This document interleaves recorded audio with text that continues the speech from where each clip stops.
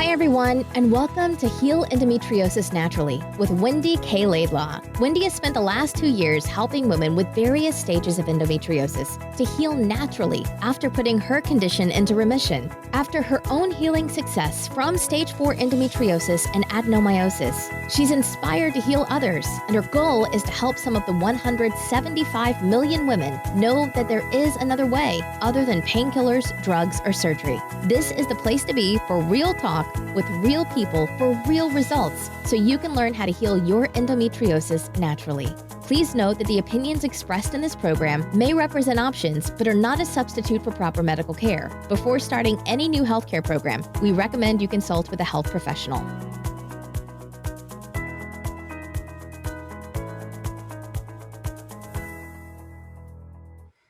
Hey, good evening, everyone. Welcome to this week's podcast and video. My name is Wendy K. Laidlaw from Heal Endometriosis Naturally.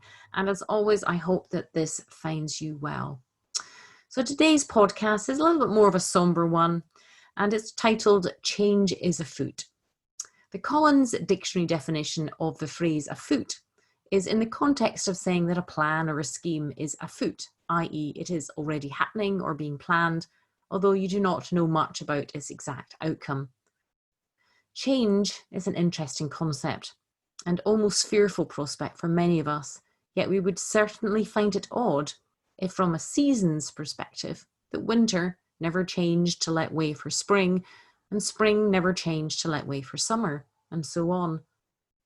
Equally, the same might be said of being fearful of change if we planted seeds and they never grew to be trees. We would be perplexed and somewhat disappointed. Why won't it grow, we might ask.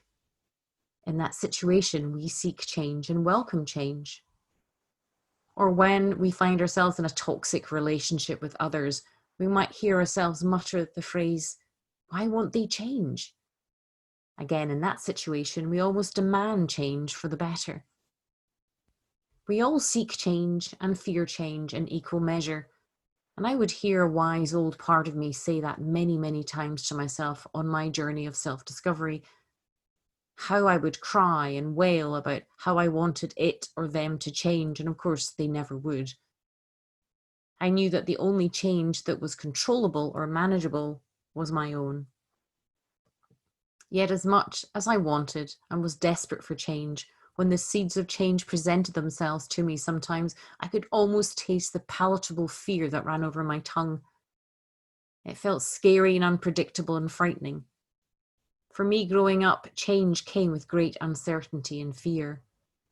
But then why did I fear it? Why did I fear change if I sought it so much? I recently finished reading an interesting book called The Drama of the Gifted Child by Alice Miller, who is a psychotherapist. In this book, she discusses how all the great psychoanalytical minds from the past and present all agree on one thing, that a child needs unconditional love growing up to help it manage with the changes and unpredictable nature of life. I used to joke about my childhood and how members of my family would declare that I was loved unconditionally, yet it came with conditions, and it just felt like words, for no deeds followed. So what does unconditional love even mean? I'm almost halfway through my online Open University honours degree in psychology, and it has taught me so much. In the last recent module of the course, it stated that the famous psychologist Carl Rogers coined the phrase positive unconditional regards, meaning that humans naturally seek unconditional love or positive regard from their primary caregiver or mother, which in turn reflects back to them their sense of worth and identity. It is often a relatively simple concept to reflect back positively the fond feelings of another, but how often it is forgotten to be considered or even known to be used. In its basic form, this means for a parent to pour their unconditional positive regard and love out to their child through a series of actions and gestures. They include basic, kind facial expressions, warm eye contact, soft voice tone, and tender hugs. This physical demonstration provides a feeling of the instinctual physical safety for a young baby or child to have reflected back to them as they grow and become comfortable about their sense of self and emerging identity. It is through these basic needs of kindness, comfort, and love that a baby, child, adolescents, and then young adults learn how to interpret the world and develops their sense of a working model to refer back to as they get older.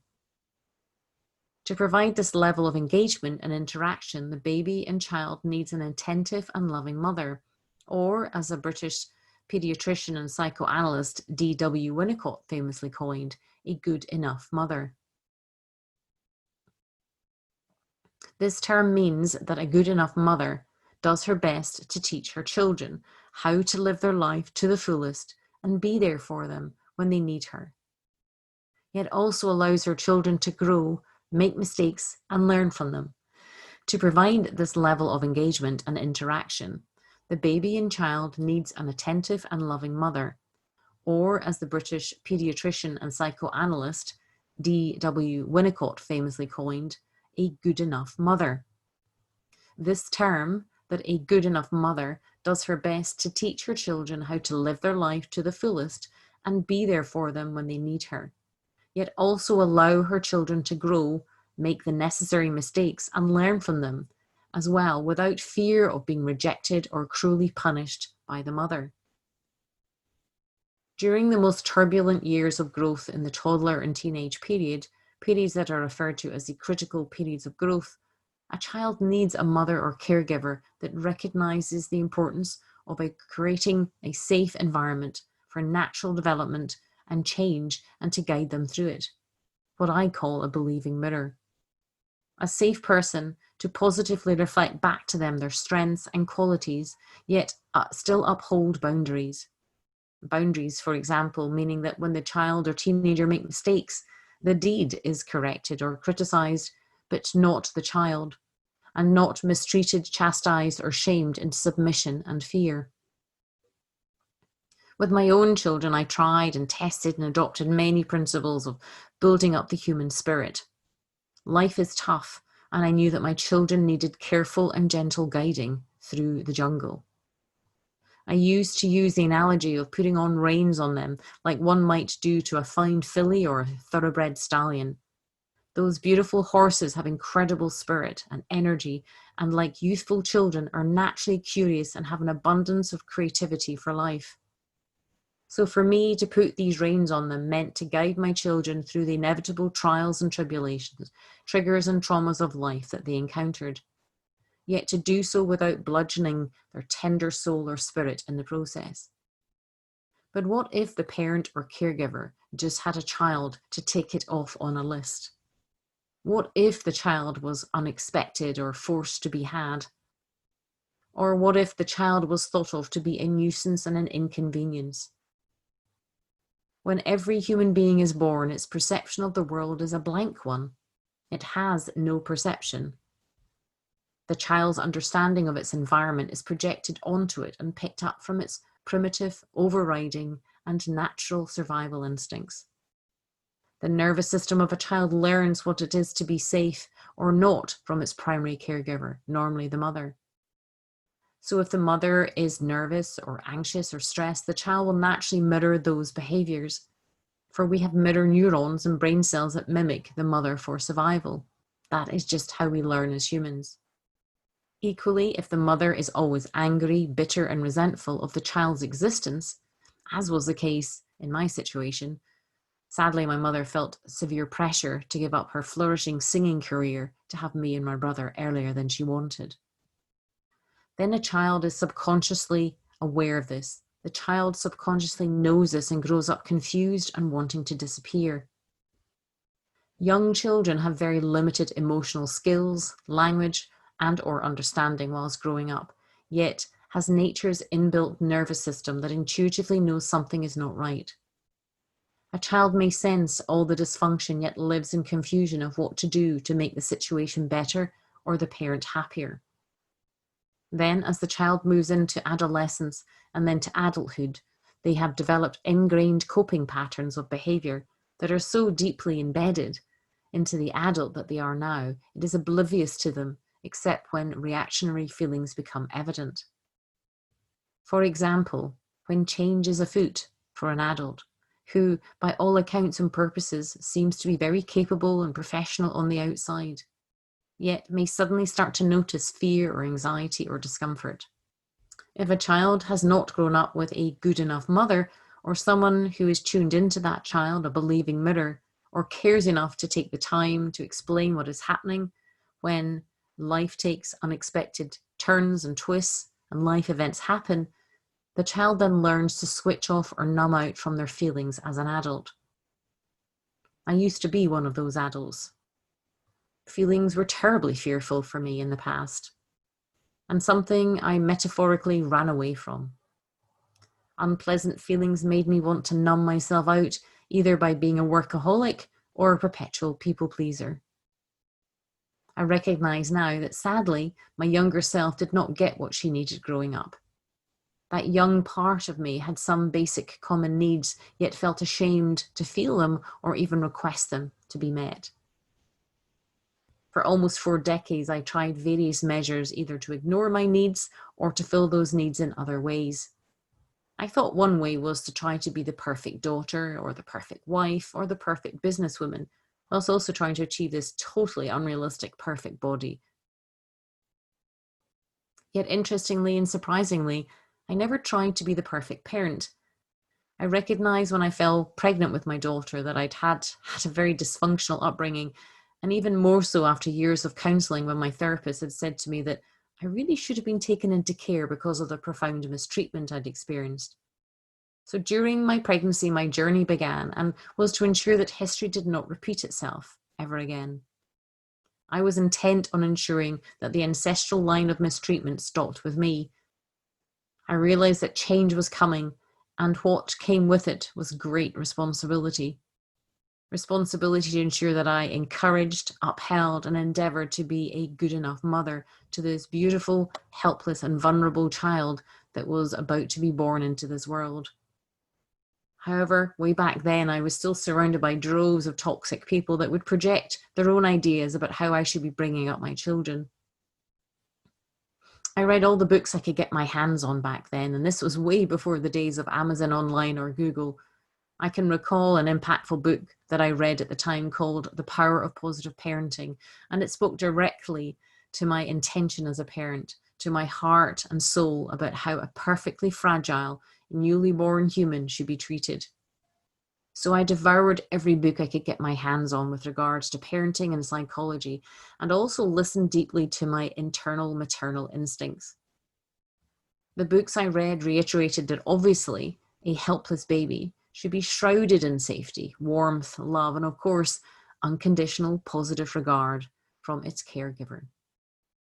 Over time, I would have family members and friends project onto me that I shouldn't spend so much time explaining situations or events or upsets to my children, that I should let them get on with it or treat them like I had been treated, which was that handed down since Victorian times way of a child should be seen and not heard.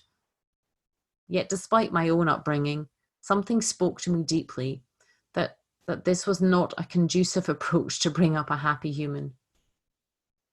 I felt the weight of responsibility to ensure that my daughter and my son subsequently would never ever feel the emptiness, loneliness, or sadness I had felt in my life, and that I would endeavour to be a good enough mum as much as one can.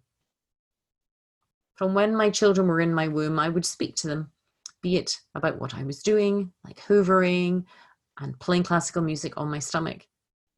I would later learn that Mozart and Beethoven's music have been proven to help strengthen the inner ear muscles, and in particular to help soothe and calm excitable, small, enthusiastic little boys. If there were injections to be had at the doctor's or at a hospital visit, I would make the time and take the time to sit down and explain what they might expect and how they might feel.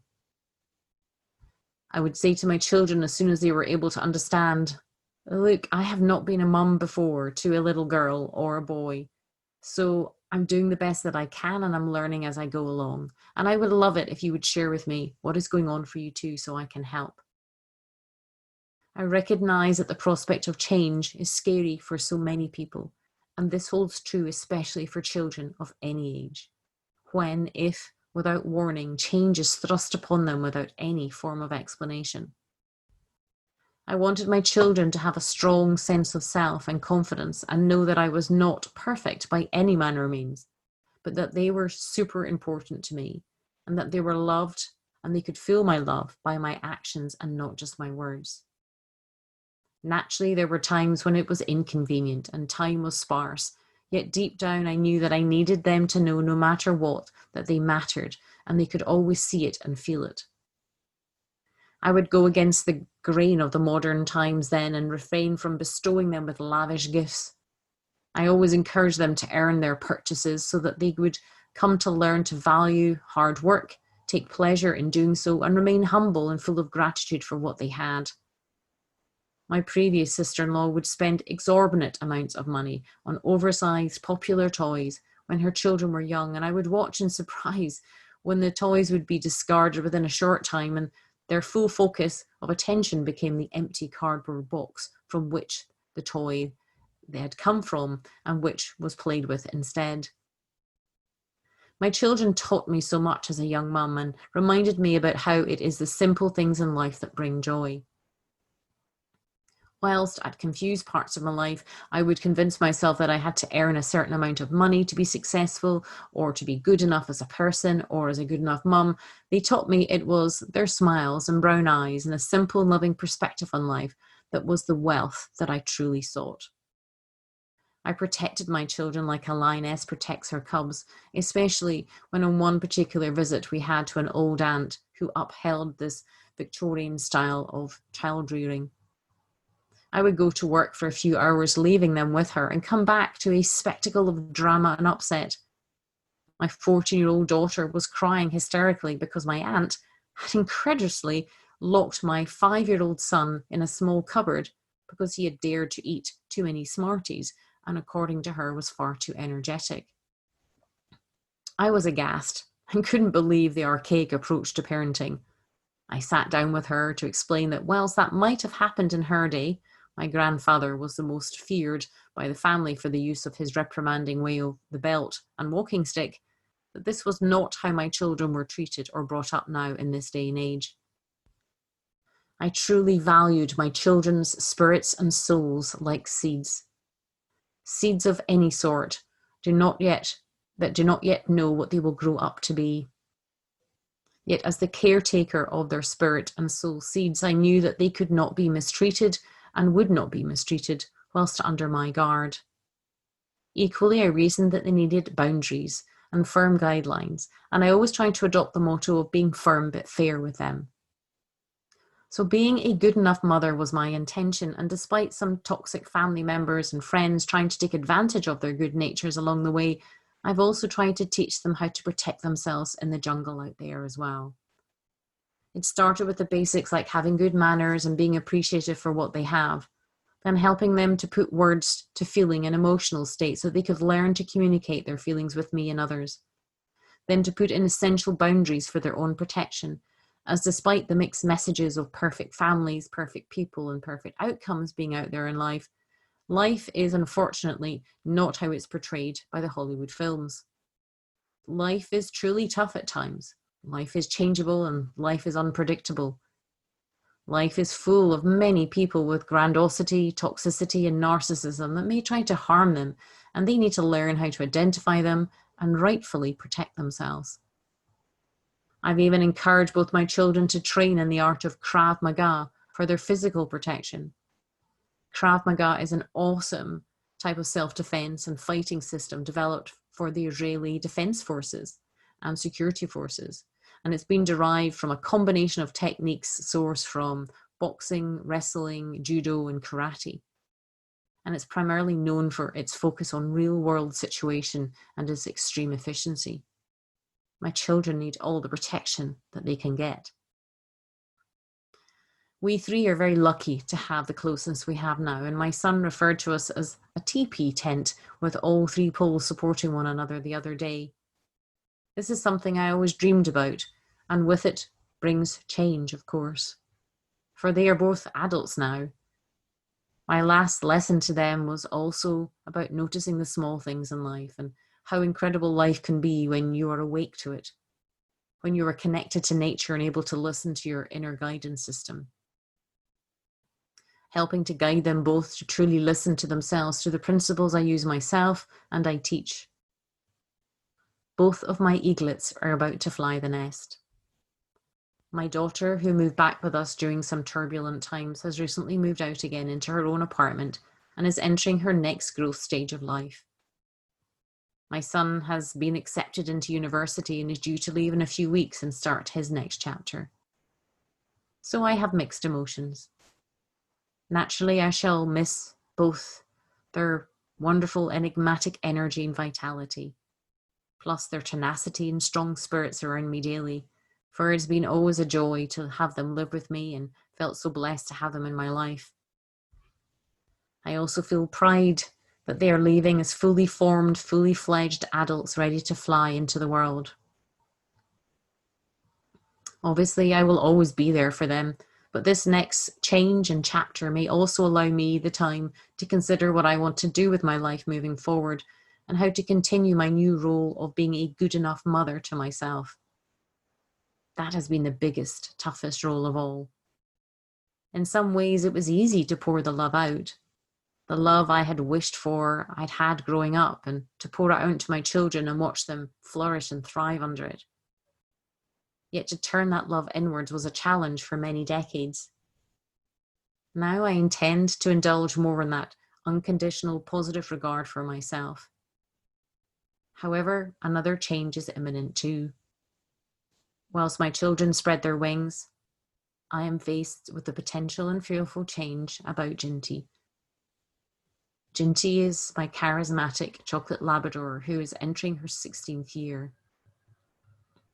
As Labradors go, she's a fine specimen of a dog and has had no ailments or issues or conditions with her health at all in the 15 years. I do put this down to the using the same protocols that I use and having adapted them for her too with great success. However, sadly, in the past few months, after a tooth infection and antibiotics, I'm feeling her rapid decline. She lies beside me as I write this, and I feel very emotional about the prospect of life without her. Ginty has been a rock and an incredible loyal friend. I have been known to refer to her as my third child, as I have poured as much love, energy, and care into her as I did my children. I woke up this morning sad and a little fearful, as last night she was barely responsive, and I was concerned that when I entered the kitchen this morning, that I might find that she had passed. I can feel the younger parts of me wanting to numb out and busy myself for fear of the pain that I know is coming. I can bear witness to the early stages of the grieving process evolving: denial, anger, bargaining, sadness. The later stage of grieving is acceptance, and I know I'm not even nearly there yet. I can feel the tears moisten my cheeks as I speak this. I love her with all my heart, and I'm scared of feeling the feelings of her loss. The last painful loss was my grandfather. As I mentioned earlier, he was revered and feared by most of the family, yet he was always very kind and generous to me. I was told little about his passing, and only at his funeral did I find out the full effects of what was happening, yet I was left alone with no one to comfort me or explain. I learned that day to distance myself from my feelings, so I pushed them down, for I did not know what to do with them.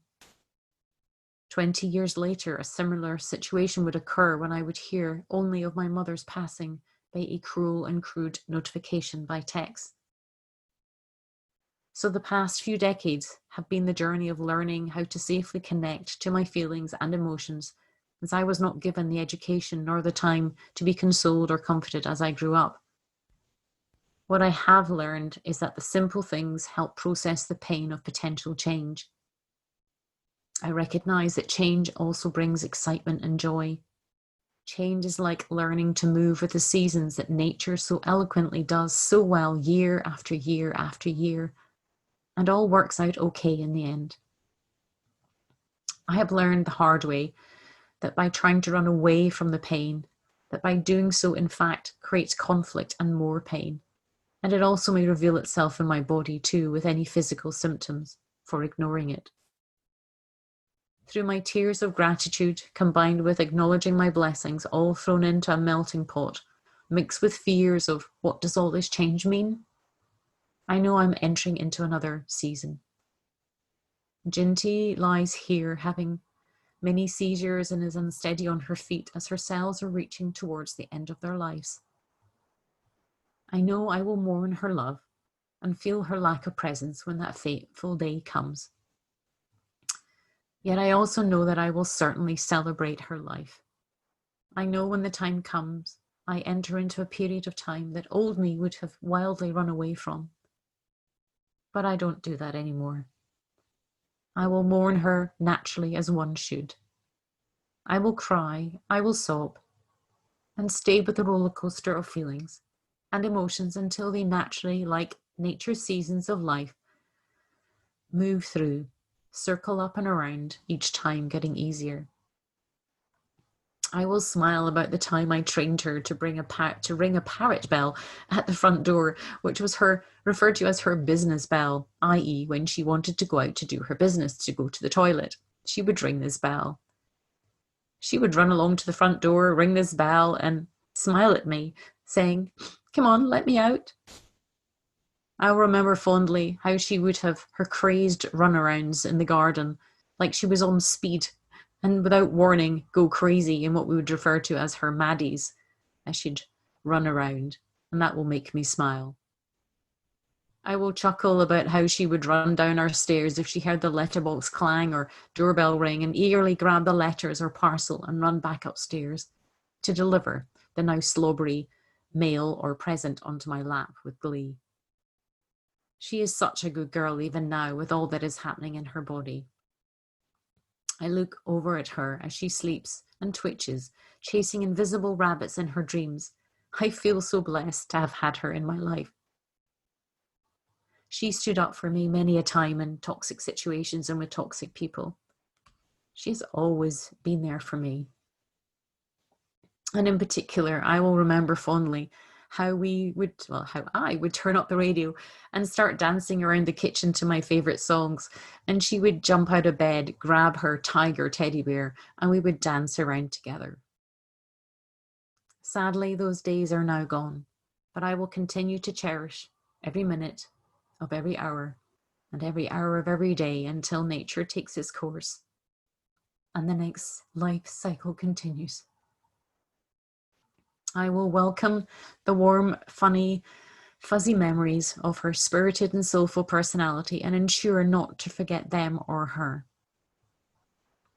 I have learned that to numb yourself from sad or unpleasant feelings, you also by default also end up numbing yourself from the glad and pleasant feelings and emotions too. So whilst life cycles continue to turn and I am powerless to control them, I will continue with the new practice of learning to give myself the gift of time. Time to enjoy every living minute with her while she's with me. Time to journal out my feelings even if they are uncomfortable. Time to meditate and reconnect with my body and come out of my head. And time to give thanks for having the opportunity to have such beautiful seeds to be the caretaker of. So this morning, I welcomed the ink of my pen across the pages of my journal as I parented myself to write, even though parts of me wanted to go numb and wallow in sadness. Change is afoot, I wrote, and all will be okay.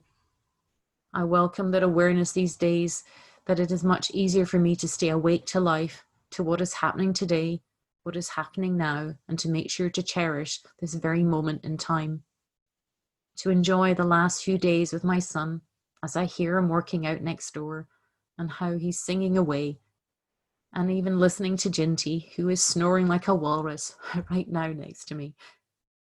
So if you are feeling a loss or losses of any kind, remember to take the time to parent yourself and give yourself the compassion your heart, your soul, and your spirit needs to heal. By doing so, you not only break the ancestral line of false beliefs about how humans should be treated, but most importantly, you learn how to treat yourself. If change is afoot, then feel the anxiety, the fear, and/or apprehension, and recognize that you can handle this now. You have resources now, and you're not alone. And lastly, and most importantly, you have the courage, the strength, and the pathway to support yourself like never before. And I believe in you. To your health.